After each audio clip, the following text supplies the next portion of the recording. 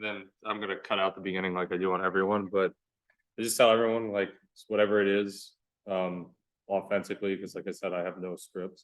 Yeah. And then you ask me questions, I'll ask you questions, and if there's anything you particularly want to go towards, or vice versa, like totally fine. Everything's fair game in my mind. Cool. Cool. All right. Why do I feel like I'm so dark? Too dark? Nope. Okay. You cool if we go a couple minutes over for maybe? I just try and get them about an hour most of the time. Okay. Is Yeah. that okay? As long as I have time to go home and eat. Yeah. How much time do you need? Like about an hour? About an hour, yeah. Okay. So let me do the intro. All right. I feel like I'm having a hard time figuring out what to say. Just whatever comes naturally. I really don't care. Okay. All right. What is up, guys? Welcome to Straight to the Kokoro. This is episode 13. I'm joined by Conor Harris. So Conor is the movement practitioner, strength coach I moved across the country to work alongside. Conor also has, I don't want to do that. I'm going to do this one more time. Sure. What's up? Sure. This is the first time I've had to actually do two takes, I think. Yeah, I won't think about it. All right, what is up, guys? Welcome to episode 13 of Straight to the Kokoro. I am joined by my friend, coworker, and in some ways a big mentor to me, Conor Harris. So, Conor, I appreciate you joining me. Thank you for having me. It's Yeah. good to be on here. This is the second time I've ever done a live one, so it's kind of cool to always sit down in person with someone else. Oh, like in the same room? Yeah, in the same room. Oh, gotcha. It's only about one other time. So I know, like, part of this, obviously, I told you beforehand, is like anime inspired. You watched Attack on Titan, but I would consider other stuff like BoJack Horseman that we talked about. Like, Is that anime? I mean, it's animated. I know it's not all the same, and that's like a whole debate in itself. But Is anime short for anime? no. So all anime is animation, but not all animation is anime. Okay. It's like where it comes from geographically is like the main thing. Japan. Yeah, Gotcha. and then like, I think South Korea is grouped in there too, and some other stuff. Okay. I didn't know that. Yeah. So watching Attack on Titan, what was the best and worst moment for you? I think the worst moment was probably, I mean, the show started off pretty intensely with watching Aaron's mom get eaten and seeing him go through that. That was not something I expected to see in as much graphic detail as they showed it. I was honestly like pretty appalled. In fact, whenever I watch TV, I'll eat dinner or whatever I'm eating that day or that moment, and I'll, watch my TV and shut my brain off. But I can't eat and watch this show. It's just so gross. Like watching people getting eaten alive and like chewing chicken. I'm like, oh, this is not what I want to be doing right now. And it requires you to like really pay attention. Like you can't just watch this show and have it be on in the background like The Office or something like that. So just that thing and like that realization, like, oh, I have to really like hone in on this. That was the hardest thing. That was the hardest hurdle for me to overcome, because with any new show, it's like the first 6 or 7 episodes, you just have to get through it. And after that, there's like a moment where you become more emotionally invested. And so for any show, that's the hardest hurdle for me to overcome. But for this one in particular, because it was so jarring and just so disturbing, that took me a little bit to get over. So I'd say that was probably the most challenging portion. But what I liked is I liked how the show wasn't predictable. And I liked how the show really explored some things that I didn't necessarily think it would. I didn't think it was going to make Aaron into the character that it did. He really went down an interesting path, and I thought that was really bold of the writers of the show, or the comic, or the, what do you call it? The Mangaka. So the person who just the manga yeah, writer. yeah. What did they? That was the source material, right? So yeah, this is true to the manga. Not everything is. So sometimes it's like they're too different. Like the books are very different from the movies, similar to like, I guess, Game of Thrones running out of material. For sure. Okay. So yeah, I thought it was really bold of them to take him in the direction that they did. I still have no idea how the show ends, but I thought it was really cool. The character development that he had, like we talked about here a couple of times. And honestly, just there's obviously a lot of themes in there with like the Holocaust. Oh, for sure. And genocide in general. And I like that a lot. because I think it just goes to show that when you have two groups of people that don't like each other, when you start to get to know the other group, you realize that they're just pretty much the exact same as you. And they did a really good job of balancing, as most shows don't do when there's two opposing sides of like, these people have their stories, these people have their stories, and neither is right or wrong. You're just meeting somewhere in the middle where there's a conflict, but the conflict is strictly because there is not a mutual understanding between these two groups. And it's just so crazy. Like what's the word I'm looking for? What's the word where it's like advertisement, like marketing for propaganda? The propaganda to make the other people seem alienated and less than human, which is exactly what happened in the genocide or the Holocaust, which was a genocide. I thought that was just really interesting because you see that as like a microcosm of what happens still to this day, just in other ways. And I know I'm bouncing all over the place right now, No, but my good. mind, I haven't really like thought about the show this hard since I stopped watching it. Yeah. But yeah, it was an interesting sort of like reflection and microcosm of how social media in particular is like they do that. Like if you've ever spent any time on Twitter, then you understand that like it's so easy to see people say things like, oh, the left is just a bunch of like libtards who just don't understand blank because blank, or the right is a bunch of fascist idiots who don't understand blank because blank. And it's like, well, you got to understand that like you're going to subscribe to not only the narrative that fits your own and what you're looking for, but also like that's so unfair to call a whole group of people one thing. Like I thought we were past that. And it's just so unfortunate to see the hive mind and group think, sort of still be present to this day and not have people realize it. Like I lean more left on the political spectrum, but when I see a lot of the left media, I find it incredibly offensive because it's taking this whole group of people, which I don't agree with a lot of what they say, but I understand their point of view. And I find it just appalling that you could take an entire group of people and say, these people are all idiots. Like they don't understand blank. It's like, if you're saying that, you've probably not spent a lot of time around those types of people to understand where they're coming from. You know what I mean? Yeah, I mean, I've always thought that too with like people who are really strong. Like I'm pretty ignorant when it comes to politics. Like I just don't follow it. But I've always thought like, what if the thing that makes you decide you're more to the left, right, is like 1% of policy difference or perspective, right? And then like someone just automatically, like you're saying, labels you as like bad in their eyes. And it's like, okay, well, you never sat down with that person, you never had a conversation and realized that like, 49 to 51% of the stuff, like 49% of the stuff you agree on, it's the 2% that caused them to shift to the other side. Yeah. And it's like, why don't, if you disagree with them, why don't you go see what their way of life is like? Why don't you have a conversation that doesn't become an argument? And like people don't do that because like that'd make me uncomfortable. I might actually see their point of view, and then I'd have to change my own. Which I had to do that when I was in North Carolina. Like I was in a pretty conservative spot of town over there, where there's a lot of rich, wealthy white people, and I got to see kind of what their perspective was because I'd never really been around like true hardcore conservatism before. And like they make some good points about some stuff. I'm like, okay, that's I can see where you're coming from there, but it forced me to become uncomfortable and see that point of view in a way and be open-minded enough to at least consider the fact that I could be wrong.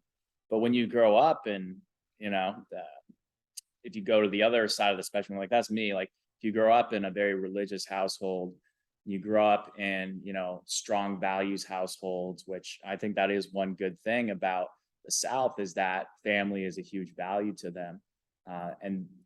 But as a result of that, it can be hard to form your own opinions when you are so integrated and within one mindset growing up, if that makes sense. It's hard for us to step outside of that and consider the fact that maybe what we did know growing up isn't the full picture.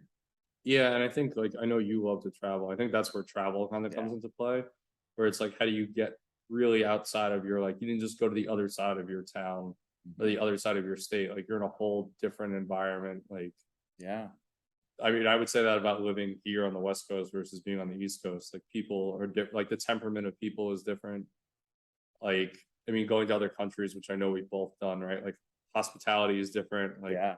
social etiquette's different. The time of day they consider going out late is different. Hmm. Like, I guess off of that, is there any like trip you've taken that like you just walked, you came back from it and you were just like that was very eye opening relative to a lot of other travel you've done? Mm. I think um I think the recent trip I did to Spain, I talked to local people more than I have any other trip. For context, I've been to Italy, Switzerland, New Zealand, Colombia, Peru, and the United Kingdom, and now Spain and Portugal on this trip. And I made a point to talk to people, and I was wondering, like, how happy are people over here? Like what's going on? So I talked to some local people, and I realized that they really actually are, I think, from what I can understand, on average, happier than most Americans. Because over here in America, we have so many things that are just baffling to people that live in Europe. And if there's anyone that's in Europe listening to this, they could probably agree with that. And so I'd ask them, like, seems like this is a beautiful town you live in. It seems like things are going pretty well overall. I know you guys like have things that always could be better, but you seem like you're pretty content with how things are, which is what a lot of people I talk to appear to be like. So like, so are you happy? Like this would be I'm summarizing a very extensive conversation. And they'd be like, yeah, things aren't bad. I'd say, but like what's the but? And they're like, there isn't any but. It's just actually pretty good over here. And I was like, wow, that's so interesting. Like my American mind wants to think that there is a catch to everything, and that no, you can't really be happy. What are you talking about? That's not like there's got to be some problems you have that you really need to sort out or something like that. But no, really over there, like they actually, on average, I mean, I'm also living in America, so I'm more exposed to this, but it really did seem like they had a lot more figured out in terms of prioritizing what actually makes them happy as people over there. That was a really big takeaway for me, is like they don't work as much. They're not thinking about work as much. They're way more socially integrated in a lot of ways Americans aren't. And they're also just way healthier too. Yeah. No, I definitely think of the social part. Like community is so different. Like I've heard of on my dad's side, there's like a place in Italy or a town in Italy where like apparently a ton of my families live there and like everyone knows everyone, right? Like you have more of that like tribalism where like I don't think that's as yeah, it's not as common here. And then capitalism's obviously always shoving down like Yeah. we need a new Ferrari, and it's like we need clean water. Like I Yeah. think yeah, there's just less of a drive maybe towards materialism in the same way. For sure. Yeah, yeah, yeah. And like in America, like, I don't think I realized how integrated it is within me to chase more. And I'm not saying this egotistically or anything. I really don't mean it this way. But like if I stopped making money and just like kept the amount of income I have right now, I would be comfortable and I could live my life and do the things I want to do. But there's like an inherent drive within me that keeps me up at night sometimes, that makes me think I need to keep doing more. I need more income, growth, growth, growth, growth, growth. Because that's like what's ingrained within our economy, is it's a growth-based economy. So if it's not growing, you're not succeeding, even though like, hey, maybe things aren't so bad. So for me, I'm trying to dissociate from the idea that I need to always have be in the green all the time with everything and constantly see this exponential graph that is going up. And it took me, some time to realize that that is inherently ingrained into who I am and what I am seeking out of life. But a lot of that is also cultural and just being an entrepreneur and being on social media and all that stuff. Uh, but over there, that's not. I was just baffled to be like, that's not not on your radar nearly as much. And it's not like there's some, you know, dude in a hoodie and, sunglasses, like behind a computer, like trying to get us to, believe certain things. I don't think there's a meeting at midnight under a full moon with a bunch of politicians that are like, okay, what can we do to make these guys, our slaves and make them obedient to us? I think it's just naturally born out of capitalism. And I think capitalism can breed selfishness and it can blind us to certain things that aren't necessarily best for us. And everyone is just trying to do what's best for them at the end of the day. So I think it gets to a point where it's like, I'm going to do me, I'm going to take care of me.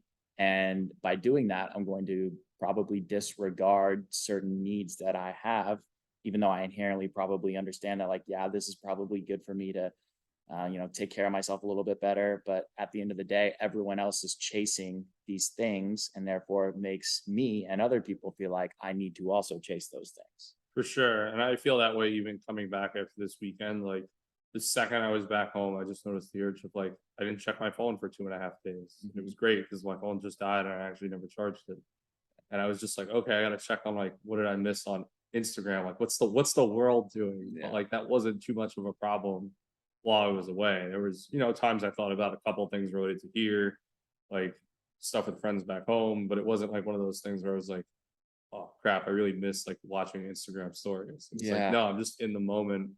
But I think that's like I just hear that and I think as someone myself who personally compares a lot because like I think it's like same thing on Instagram for the most part, right? Like most people share like the highlight aspects of their life. Like Hmm.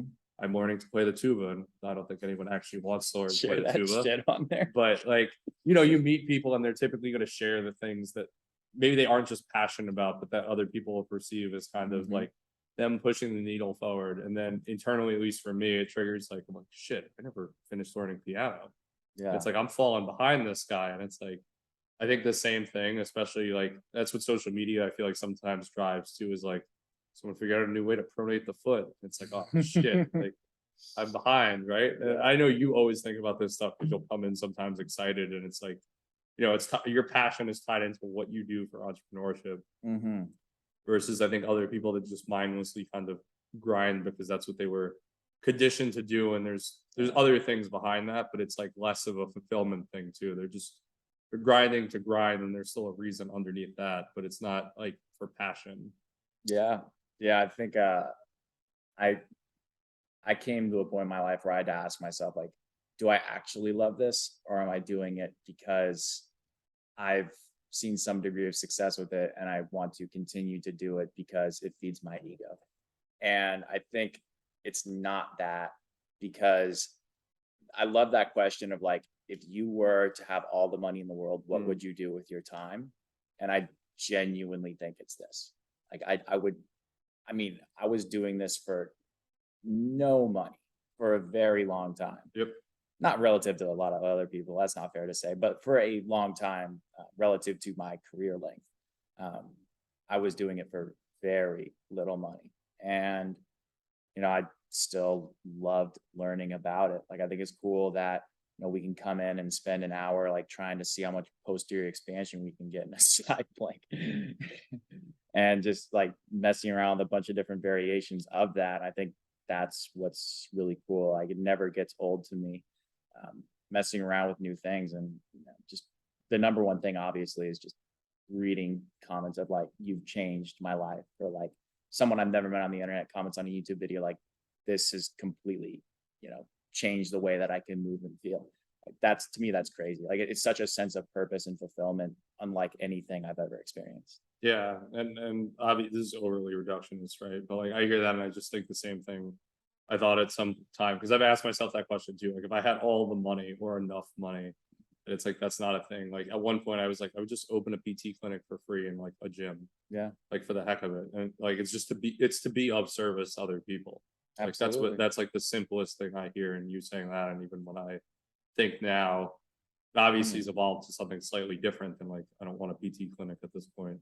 Yeah, no, I But think I think everyone needs purpose, and I think that's a huge thing, and that's a very common theme I see in people in my life who are not fulfilled, is they don't have a sense of purpose and what drives them. And I'm very, very fortunate to have found that early on. And, I wish everyone had something like that, but it's hard to find. And it's easy also to take for granted.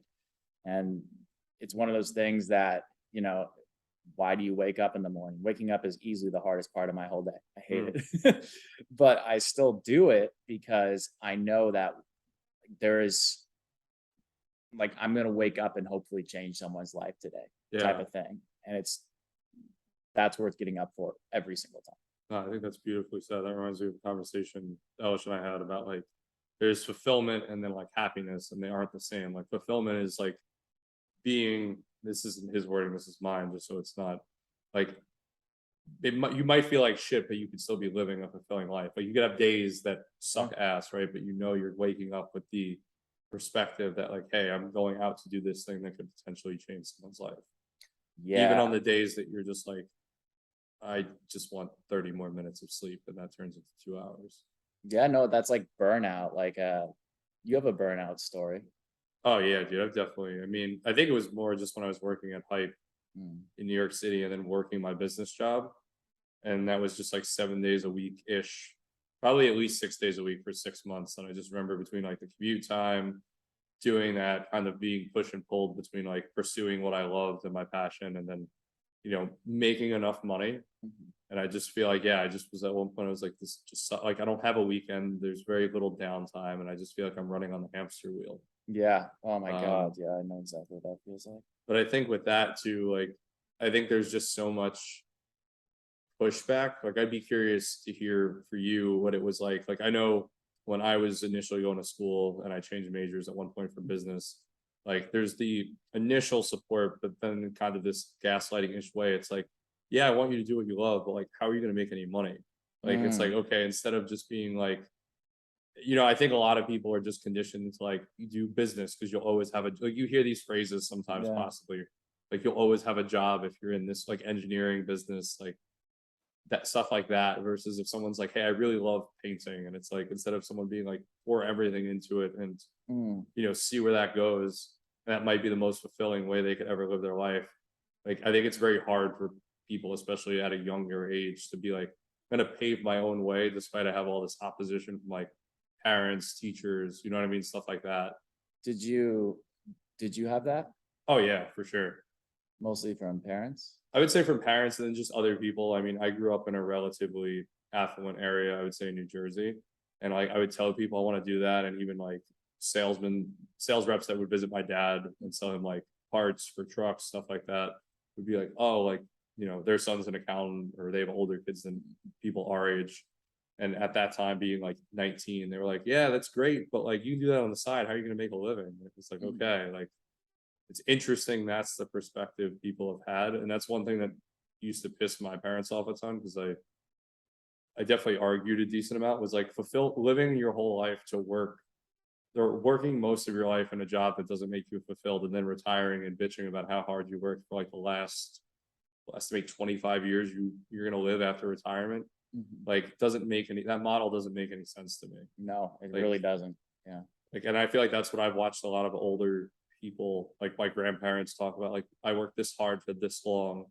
Yeah, now you just sit at home and Now you're watch, old. or you Yeah. watch horse races, dude. Like I would want to live a life that when I die, I can look back and be like, the same way I know you feel about traveling, and we talk about like, I've lived, like, and then whatever happens next.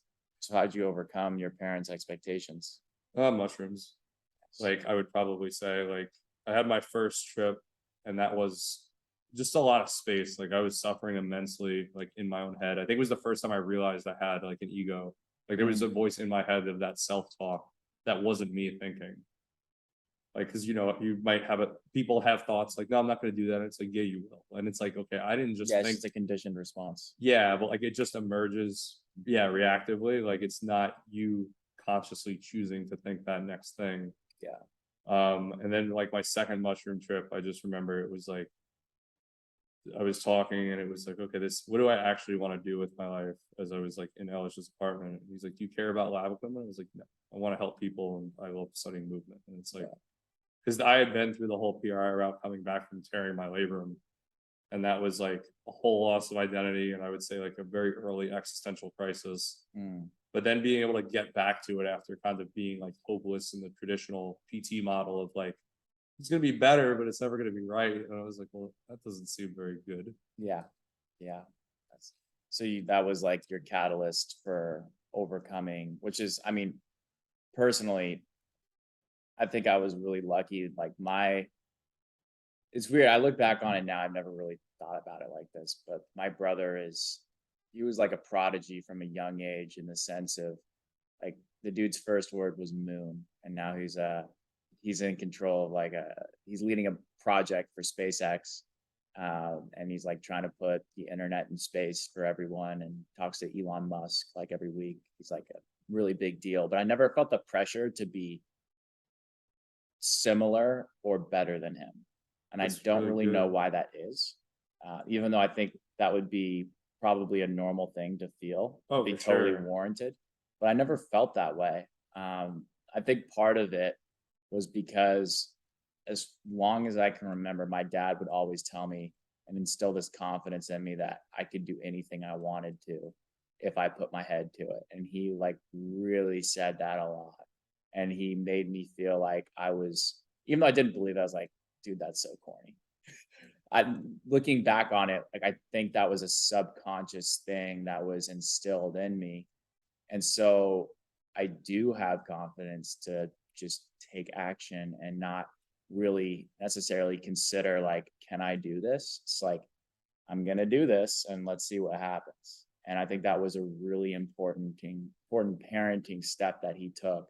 And I'm sure he knew what he was doing, but at the time, I thought it was very corny.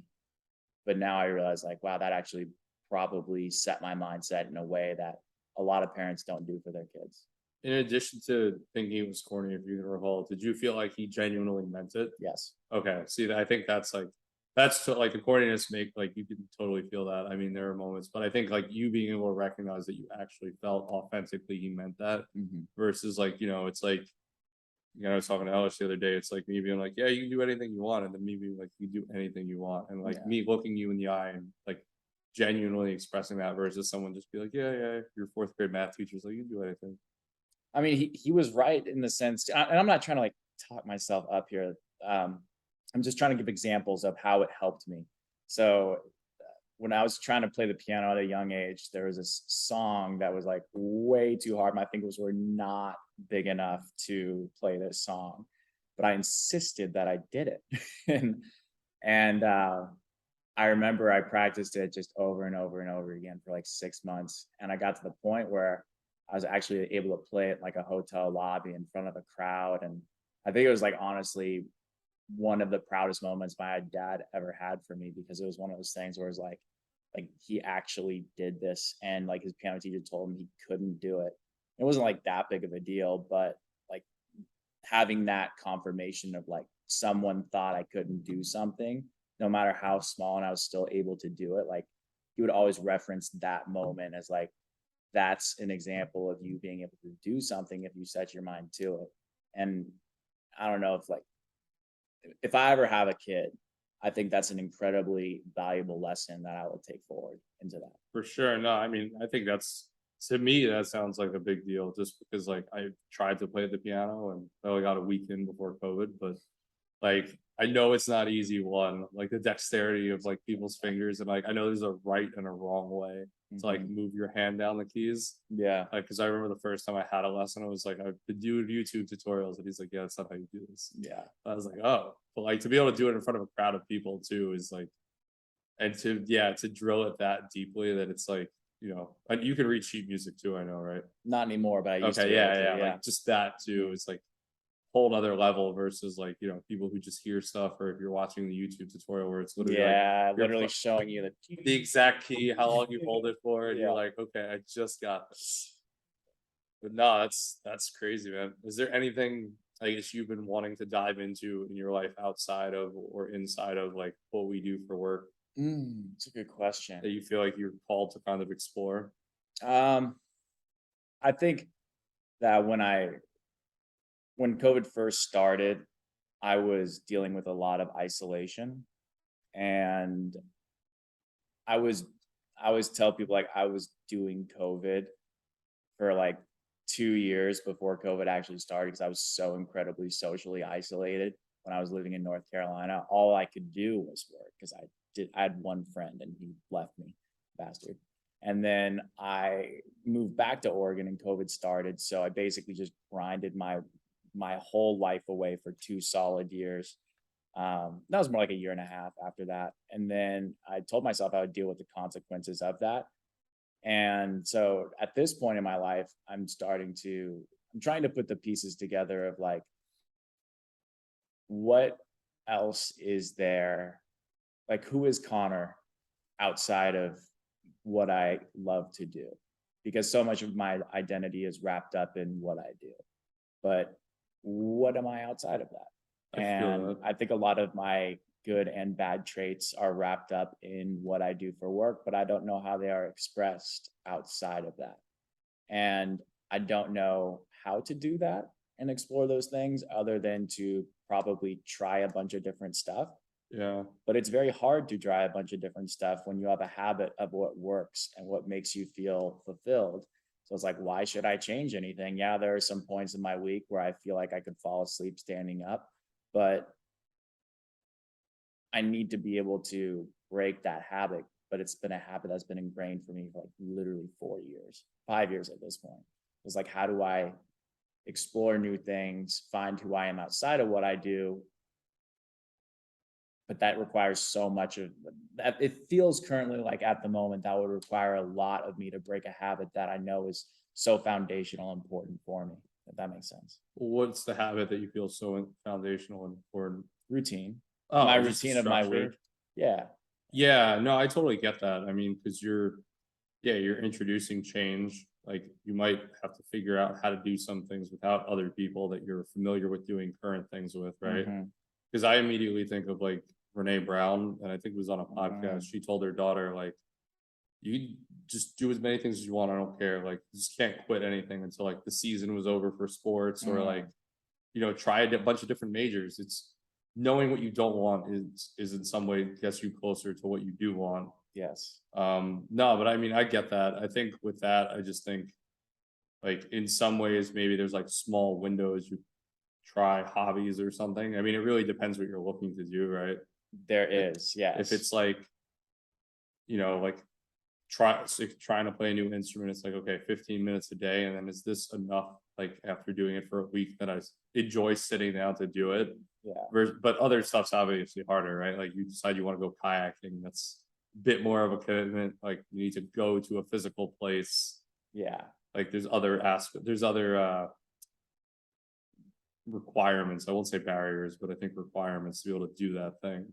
Yeah. It's such like I think the more you get, for not that I'm old or anything, but it seems to me, and based off of patterns of behavior I've observed of people getting older and seeing what older people do, is like you get so ingrained in a routine and you become so much less open to the idea and action of change because you become solidified in multiple different ways. And so I never want to be like that, but I see myself becoming like that. So I'm making excuses as to why I can't do that. But in reality, I should just like get out there and just fucking try to do some stuff, you know?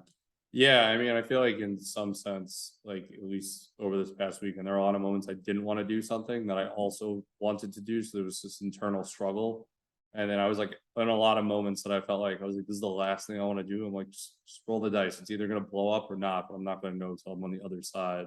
Yeah. And it still sucked in some moments. At least in that context, it was like emotionally heavy in some moments, but it was like, by the time it was over, it was like, okay, what can I reflect on this experience? Even the same day. And I was like, okay, I'm good. That was worth doing. And now I have Mhm. another repetition or benchmark for some time.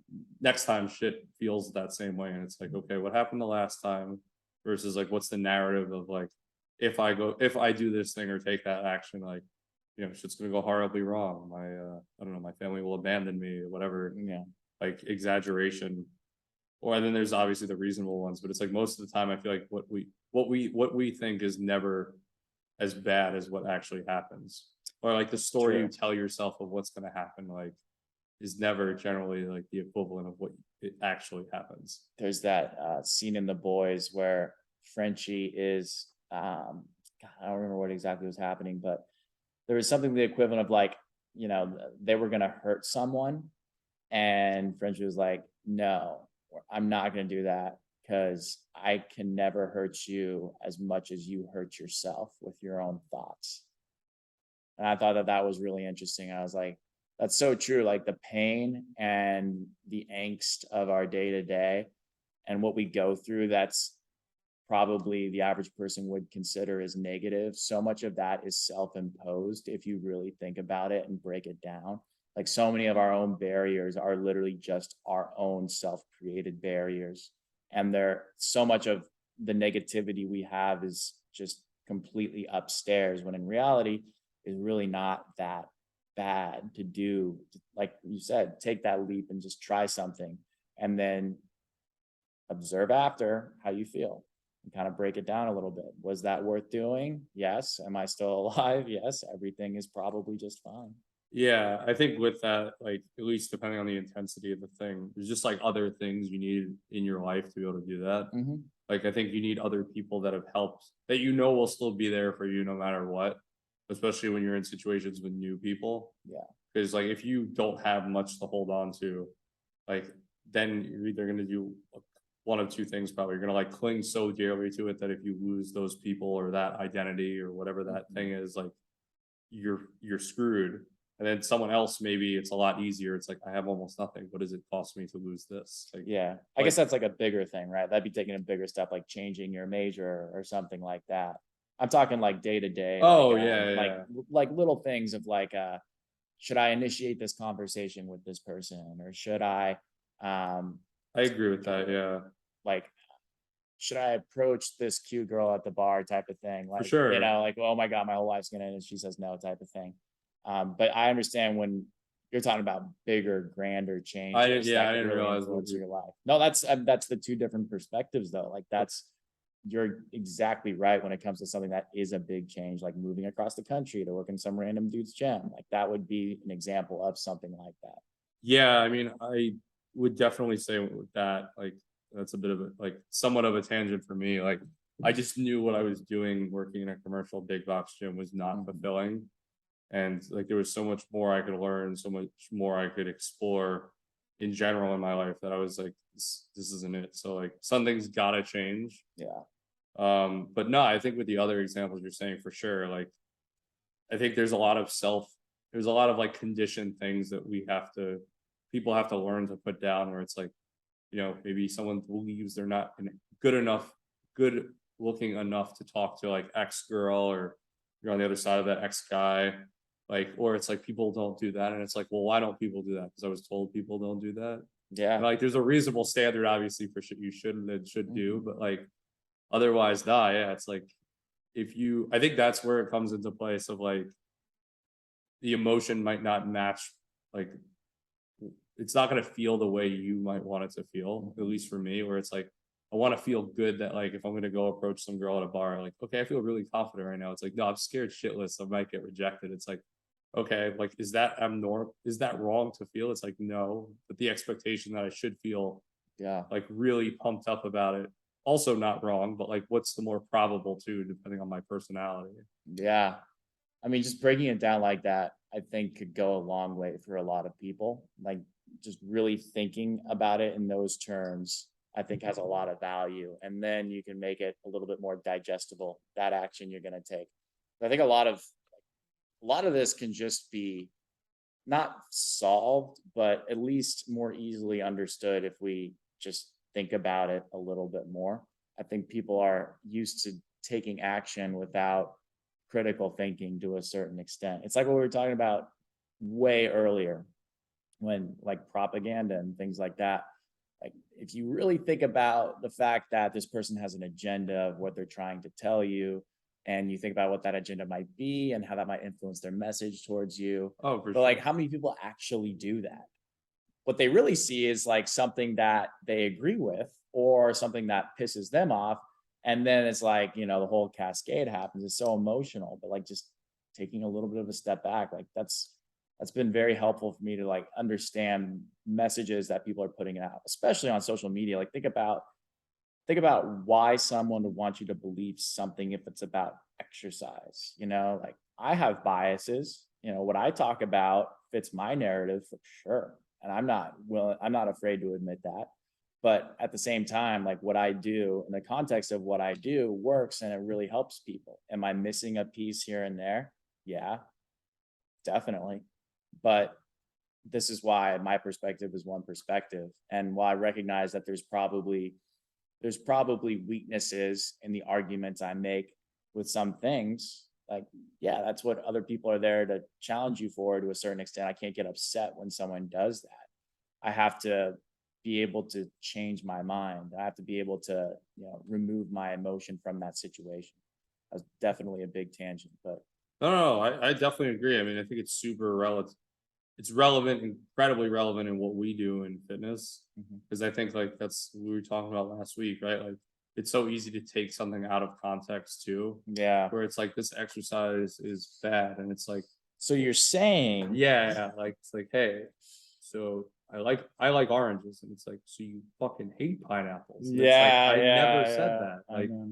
but like I think again, like you talk about too, like I remember I had someone challenge me one time on a it was the propulsion arc, like really early when Pat had just went to I think he had went to the first intensive, like, and he was going back again Mhm, because he wanted more.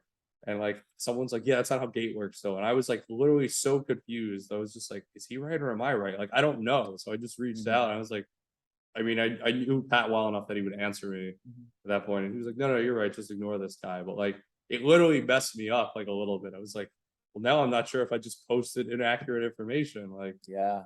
I'm like, is this right? Or like, is he? And it is in more subtle ways because walking isn't exactly a squat, Mhm. but it was, no, it's just one of those things where you get comments every so often where it's like, this person has no idea what they're talking about. And it's like, there's so much, like you're saying with the propaganda, right? Like, not the same exact thing, but it's like, this post was made to talk about getting a better rib cage pelvis relationship, not talking about getting big I lats. know. Like, and it's like, oh, okay, well, those are two different things, right? I'll Like, never forget. I made a post about why band around the knees is not good for glute activation. And I said in the video, in the context of the way I am discussing it, what I mean is, and then almost, I would say 2/3 of the contact of the comments said, so what you're saying is, or but when I do it like this happens. And I'm just like, no. I literally, I feel like, have you ever read like an email or a text message where your eyes just grab one part? You completely miss the first Yeah, chunk, and you're like, yeah, "What do you mean you're not coming home for dinner?" No, what I said is I'm gonna not come home for dinner next week, and it was like, yeah, oh, I just really latched on to like yeah. one part of that. It's unreal. I Like, mean, we all do it to a certain, I know I do with oh, certain for things, but sure. I try to recognize at least that I'm not doing it or I am doing it and try to adjust.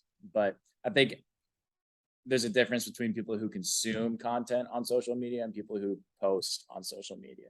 I would say I consume maybe like a half an hour of content per week on social media It's amazing. because I intentionally try to avoid the comparison game. I don't look at people's stories. I don't do any of that because it helps me stay sane. And I think people that consume content a lot, that they're exposed to a lot more stuff. And so potentially, you know, you form an opinion based off of the people that you follow, and then someone says something against that, and then it's just cascades from there. But for me, like, to be perfectly honest, I'm kind of in my own little world over here. Like I'm just kind of like I I'm constantly like taking courses, learning more stuff, but I'm not necessarily aware of what, Brett Contreras said about the glutes yesterday. I'm not fully aware of like what the general narrative going around is. Like I was super behind on the N1 thing that got really popular because I just don't consume content on social media. And so, like I'll say something, I'll try to be as clear as I can, but there might be, it might go against something someone said, or I might post something that's similar to what someone else said. Like, oh, you're copying what I'm saying. Like, dude, I didn't even know that person like posted in the last 2 weeks. Oh You no, know, for sure. it's it's it's just it's so hard to navigate those waters. But what I've found to be helpful is just not picking fights and just, doing my thing, trying to be realistic about things. I think that's gone generally well. No, I think you're one of the friendliest people in like the fitness circle because I think there's like a lot of Right. people. Like I've literally seen people where it's like I'm gonna show you this today, and everyone's gonna be doing it. Like it was in someone's caption one time. It was Yeah. like listen, man. And, like this person has confrontation with other people at times. Like, but it's like one of those things where it's like it generally doesn't benefit anything. I mean, you can then get like the tribalism aspect of it, where it's like, hey, I like this guy more than that guy. But I just feel like at the end of the day, to not kind of go that direction with it. It's like someone super early on is like your followers might not be their followers. So Hmm. like yeah, you follow each other, and it's like he made a post on blue kickbacks, so did I. But it's like okay, well, we both have 15K followers, and only 11 of them overlap. Like Yeah. the other X percent like are unique and might never be the same two people. Yeah. Yeah. And on one hand, it's like kind of nice when you have someone back you up on something. Like that's been really nice because at this point, I know people that would support me if there was a conflict. And that really does mean the world to me. Those people like always make an effort to support my stuff. They always make an effort to reach out, like crack a joke on my story or something like that. And that is just so cool. Like that's, but at the same time, like everyone that has been, a content creator, been doing stuff for a while, like there's certain people you like more, certain people you like less. So I'm sure I rub some people the wrong way. And that's just something you have to accept, but it's incredibly challenging. And it's probably the biggest hurdle any new content creator has to overcome is the fear of judgment and the fear of just getting hate. Because I remember the first time I got hate, oh my God, I was paralyzed. I was at a dinner with my mom. This one guy just came at me. I won't name names, but most people that are aware of my content are also aware of this person. And I was literally paralyzed. Like I was at a dinner with my mom. Like I just shut down completely emotionally. Like I had to leave early. I was really beat up about it. And going through that experience was incredibly helpful for me because I realized that although there was some reasons why that person did those things that were, their own shit that they were dealing with. But also it's impossible to do anything on the internet and not bother someone. Oh It's yeah. just going to happen. I And mean, so now it's like I just accept it that, for every one person that hates me, there's probably 100 people who get value out of what I say. yeah, and I think that's more important because like the people that dislike it oftentimes like I think it goes back to like we were saying earlier with like our own biases. Like it doesn't fit like they grew up on the NASM corrective exercise specialist model, Mhm. which I but a lot of things like I feel like in my experience are the same things just presented in different ways. Like maybe the mechanism's different, but you're all trying to get to the same place.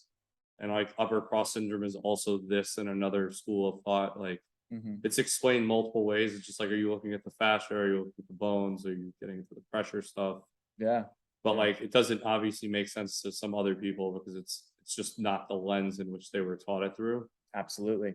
Yeah. It's But different than what I'm used to. And therefore, I don't like it. I Which just just, goes back to what we were talking about at the very beginning. I mean, I just feel like that's Reddit. Like, I know we both have spent time Yeah. on Yeah. Reddit. Like, It's just the internet, I it's think. like I love, I don't know, whatever this movie was, and it's like I both hate movies and this person, and it's like, well, Yeah. why are you commenting on this? Like, I actually had that happen one time, and I just remember well, what you took the time out of your day to come here and tell me this, despite Yeah. it like had no relevance to the thread, and this was on Reddit, Yeah. and it was like this doesn't help. If anything, it just you venting. I know. And what Uh, are you expecting to happen? Like, are you expecting me to like coming at me with like a hateful comment or anyone with a hateful comment? Like, are you expecting that person to read and go, "Oh, you know what? You're right. Let me change everything I do now and conform to this hate and just, completely just change everything I'm doing." It's like, no, like, you're literally never going to change someone's opinion. with any sort of animosity or starting off in an antagonistic attitude. It's never going to happen. Oh, I can't think of one time it's ever happened in my whole life. I feel like that's the easiest way to just shut down conversation is like you walk up to someone and you're like, you're wrong. And it's like, Yeah. okay, cool. Well, I'm Yeah. probably already triggered. Yeah. Like Yeah. it's like now break down for me, like whatever else is going on.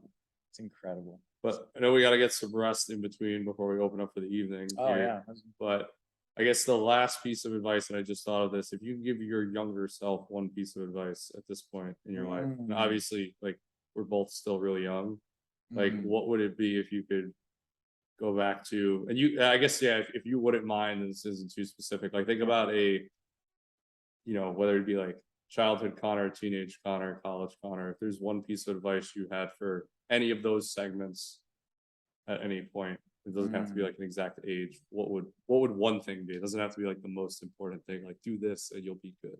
mm. That's a good question. Never thought of that before. I would say, Neither have I. uh,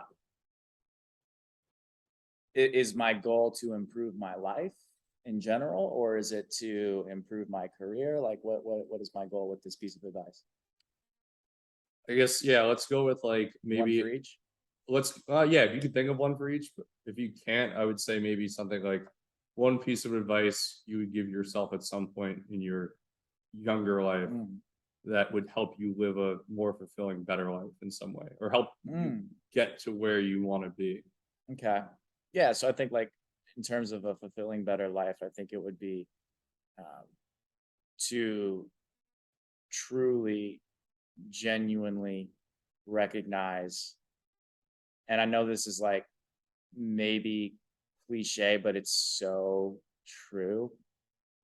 Understand that the quality of your life is dictated by the quality of your relationships, and that is just, I think that's it. Like, I really do think, like, if someone were to say, like, how can you summarize how to be happy, I think that's probably it. But that's obviously incredibly reductionist. And, it's like, obviously, it's not just one thing, obviously. But in terms of what's made the biggest difference in my quality of life happiness, it's 100% that. I would also say, in terms of career things in general, what would put me on the path to doing what I want to do, I think it would be to develop habits early on that if you do X thing for the X habit for a period of 2 to 3 years and you do it consistently, then you are going to end up in a place that's very likely where you want to be. That's realistic and practical. So that would be like, for me, what I did early on was I was like, all right, do your content creation, all your stuff on Mondays, get it out of your way, and then just organize the rest of your week around whatever you need to do. And that habit was very, very important for me. I just didn't discover the fact that I needed to do that until way too late. Not way too late, but way too later. That I would prefer to have had that skill and that habit built up way earlier. And I still consider myself very lucky, very young to be doing what I'm doing. But also, I think establishing those habits that literally just become ingrained in you, I think are really important, because it's that thing of like, discipline outweighs motivation every single time. And so I think that's probably some advice I would give. And that's ultimately what it comes down to. There's no like pill you can take. Actually, there is. But there's no pill you The can take limitless movie. metaphorically, and all of a sudden, that was not the right metaphor to use, to be completely honest with me, because Adderall is a real thing, and that's Yeah, but there's a that's consequence to that, there's a obviously. consequence to that. I wonder if Bradley, yeah, I mean, there was consequences to Bradley Cooper taking the pill Yeah, Limitless yeah, yeah, too, until he worked out the yeah, kinks, but no one's done yeah, that with yeah. Adderall yet. Don't abuse Adderall. That's not a good thing. I did that in college. Didn't work out super well for the rest of my life. But uh, having that foundation built is, I think that's what's going to set the stage. Because if you look at anyone, a lot of the people that I eventually want to have certain levels of success of, they all tend to say the same exact thing. It's like you keep grinding, you keep grinding, you keep go, and then you hit a point, an inflection point where just like you can't turn back. Like your growth is literally exponential. And I'm fine with that not happening for a while longer. I'm very happy with where I'm at. But I think that's based off of what I've heard from people that are way more successful, smarter than me. That appears to be what it is. No, I would definitely say I think of like James Clear's Atomic Habits, which I haven't read, but like Mhm. the 0.001 or whatever percent better every day. Yeah. And yeah, I can think of some people, at least I know in like fitness and movement, that are definitely like it's this time of the day, like they're Yeah. doing this thing, like Mhm. that's it. Yeah. I wish there was a sexier answer. I mean, I think that's yeah. I mean, that's I feel like a lot of what we do for work too, though, is like, what's the movement that's gonna like blow up my quads? If it's like you're gonna have to do the same things you already know how to do. Just What are your top 3 favorite PRI exercises? Well, there's it's only not how that works. yeah. I mean, there's only one actual exercise that matters, but Yeah. it's breathing, or you die. Oh, But cool, man. Well, I mean, no, this has been cool. I definitely wasn't anticipating it going in some of the directions it went. That's Neither always did the I. fun part about these. Yeah. If you want to be found, where can people find you? If you don't want to be found, you don't have to say anything. I'd prefer not to be found. Okay, that's totally fine. You don't need to find Connor, but thank you for being on, man. And Of course. I'll see you in like about an hour. Sounds good. Bro.